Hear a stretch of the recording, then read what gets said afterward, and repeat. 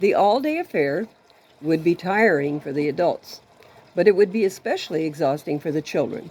It was best to leave them at Grandma's house where they could have the freedom to run and play. Besides the fact that I could always use the extra money. I loved Dee's children like they were my own. As they held tight to my robe, happily, I said, "Yes." Then Dee and her friends left. My mother already had her own children, and she refused to babysit her daughter's children. If I took on the job, I was expected to handle it on my own without Grandma's help. I was not allowed to offer to babysit and then shirk my duties. Leaving the kids to someone else, namely my mother, to watch would have been trouble, and I didn't want. It seemed rather unfair to me that Mama refused to babysit Dee's children, at least occasionally. After all, they were her grandchildren, especially since Dee had been required to assume the lion's share of raising her own siblings prior to her marriage. But Mama had set her limits. By this time, my older sisters, Fonda and Joyce, who were older than me, were also married. So I was the most likely choice to watch the young ones. Saturday at the Howell house were somewhat more relaxed. There was no early morning hassle of getting ready for school, but Saturdays were by no means a day of leisure. There was the laundry to do, sometimes as many as 20 loads. There were dozens of shoes to polish and baskets of clothes to be ironed for Sunday church. There were meals to cook, floors to scrub, and dishes to wash. The house was always in a state of upheaval and forever in need of cleaning. So my 3 little charges tagged along while I worked on my chores. When we had opportunity, we played games in the large fenced yard. We had great fun playing hopscotch and ring around the rosy. Tom Jr. at age 5 was the oldest of Dee's children. Pamela was 3 and Anita, the youngest, was 2 years old. I've always had a special love for children, so it's not surprising that they accepted me so readily. To me, everyone's children were my own. As birds and animals are said to have been attracted to St. Francis, children are attracted to me. I somehow seem able to relate naturally to them at their level of understanding. My youngest sister, Eileen, was nearly like my own child. Although there were only 11 years between us, I had much of the responsibility of raising her.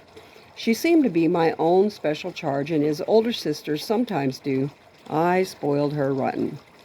Eileen was a blonde-haired, blue-eyed, freckle-faced, energetic, rowdy, and sometimes annoying 6-year-old. Pest. She was a pest. She would often do things to attract attention to herself, even if the attention was negative. After all, as the saying goes, if you can't get a warm fuzzy, a cold prickly will do. If you can't get a warm fuzzy, Eileen was looking for something. That statement pretty well summed up Eileen's behavior most of the time. Eileen loved attention. She would do almost anything to get it, especially when there was company in the house. She would act out, sometimes badly, working hard at being the focus of everyone's attention. As the baby of the family, she played her part well. Her behavior was going to prove highly embarrassing for me sometime later. That particular December 10th Saturday morning, I had been so busy welcoming the children that I had hardly noticed the handsome stranger on the couch. But he had noticed me. "She's kind of cute," he thought to himself as he watched me playing with the children. He apparently was captivated by my smile and my obvious love of life. And Dee and others left to go on their Saturday excursion. The young stranger asked Dee about me. Who was that girl? Dee told him. She's one of my many younger sisters. What is your sister's name? Her name is Violet. How old is she? He wanted to know. She's 16 years old. Very sheltered, naive, shy, and religious. Does she have a boyfriend? He persisted. She told him that I did not have a boyfriend that she was aware of. Will you introduce me to her? He then asked. Dee explained to him a little bit about my upbringing, which gave him a chance to back out if he wanted to.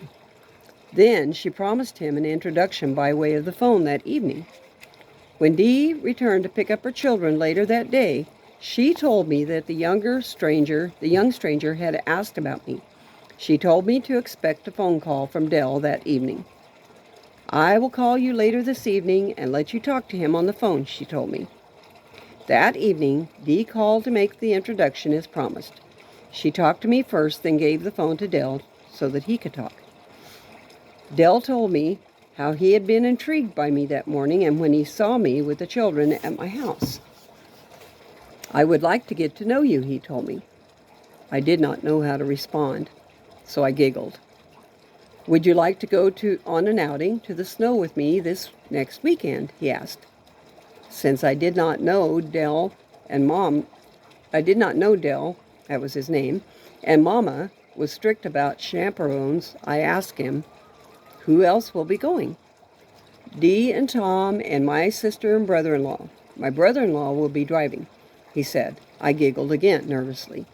Then I turned to Mama, who was in the living room, and said, Dee and Tom are going to the snow next weekend. They're going with their friends. Their friend's brother, Dell, wants to know if I can go with him. Unfortunately, I had a habit of giggling too much. Most of our conversation was punctuated by my nervous laughter. I finally composed myself enough to tell Dell, yes, I can go with you. Good, he said. We will come pick you up next Saturday morning about 9 o'clock. I had been so busy with the children that morning I had hardly seen Dell. I could not remember what he looked like, but it was exciting having someone who did not know me wanting to take me out. I was a busy teen, even though my activities were not those you might expect from a 16-year-old girl. I was not dating, simply because until then, no one had shown any serious interest in this skinny, freckle-faced redhead. At least, there had been no one whom I would have considered as a serious prospect.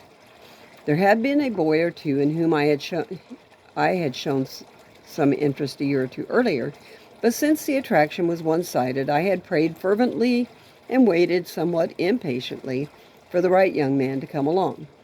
I had no involvement in after-school activities such as ball games, dances, plays, or band. They all cost money, and I had none. They also required after-school time and transportation. Both were a problem for me. Most of the time was spent working around home. I was too young to drive and did not have a car, nor was there close public transportation. I was, however, working, though not as hard as I should have been, to make it through my junior year of high school. And that's enough for the moment.